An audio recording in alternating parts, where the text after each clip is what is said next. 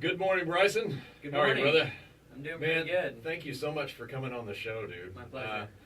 I got to tell you, man, it's not every day that you go looking around for a headphone adapter or an instrument cable adapter and meet some cat that not only has the nerve enough to go, yeah, man, I'll help you out. And by the way, have you heard my beatbox skills?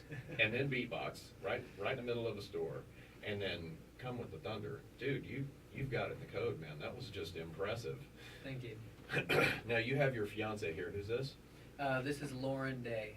Hey, Lauren, how are you? Hello, I'm good. How are you? All right. So you are a transplant. You're not from Elk City. Where are you from?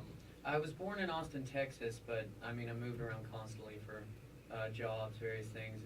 I haven't lived in the state for more than 2 years, but I think I'm finally going to settle back down in Elk City. So just like a real musician, man, you're kind of a vagabond. I can relate to that intimately well, believe me. You've been all over the place, but during the time that you've been all over, man, you've actually performed live. Is that right? Mm-hmm. Yeah, you've performed with some pretty heavy hitters, right? Yeah, I performed in Wyoming with a Kill rapper, Common Market. Opened for B.B. King. There's quite a bit of people actually, and that's just in Wyoming. In Colorado, opened for rapper Ryan Baca, and tons of different people. It's kind of hard to remember and keep track of sometimes. Yeah, I know. I've been gigging around for a lot of years. You tend to lose track of all the different people that you've worked with. But what made you start beatboxing of all things? Well, actually, one of my earliest memories was going on a field trip when I was 5 years old to a camp, and this kid said, "Can you guys beatbox?" And I said, "Yeah, I can beatbox," and I was terrible, but I thought it was fun, and so I kept doing it, and I never really advanced until it was I believe it was March 17th of 2009. I actually saw, and obviously I'll never forget it, but I saw this video where this guy was, doing all these special effects, and I said, I want to do that. So I just set out and I beatboxed constantly, for my friends and for myself, and kind of just took on a life of its own. When you whack that counter, man, everybody, all the millions of listeners can hear that, man. Yeah, that might. Put your hands in your pocket, man. Just don't look at me funny when you do it. Now, the guy, what's the dude's name from Police Academy? Michael Winslow. Yeah, so you have a tendency to be able to make yourself sound like random different things out there, right? Yes. Okay, give me an example of some of that. Everything from like door openings, to drinking glasses.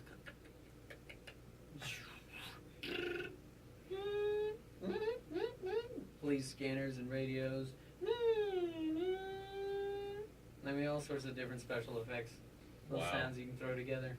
Okay, and so all of that, and then after a while, obviously you have a love for music, needing to figure out what rhythm and cadence you want to, sing or play to. You start mouthing your own drums. So I kind of made my style after dubstep and rock. I took because rock you have just the most incredible bass lines and combinations of percussion music, and dubstep you have a lot of different bass that's kind of synthesized, and when people realize that the human mouth can do these sounds, it kind of blows them away.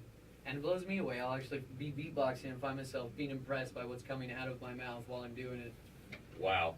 Now, when was the first time you thought, I'm good enough that I could actually start, maybe make a little jingle doing this? Was that just one moment, or did it just kind of evolve into this thing that started happening?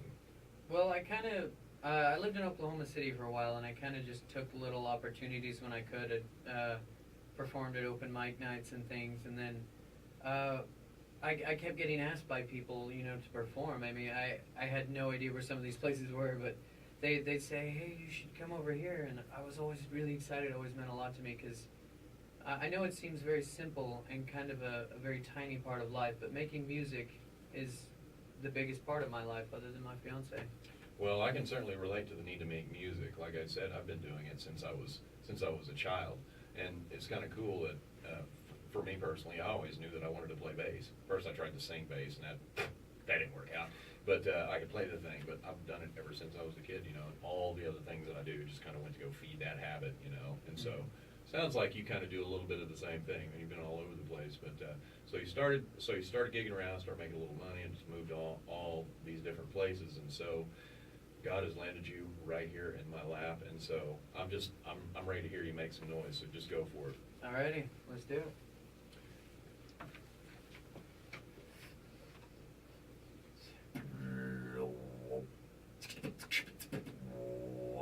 Bubble, bubble.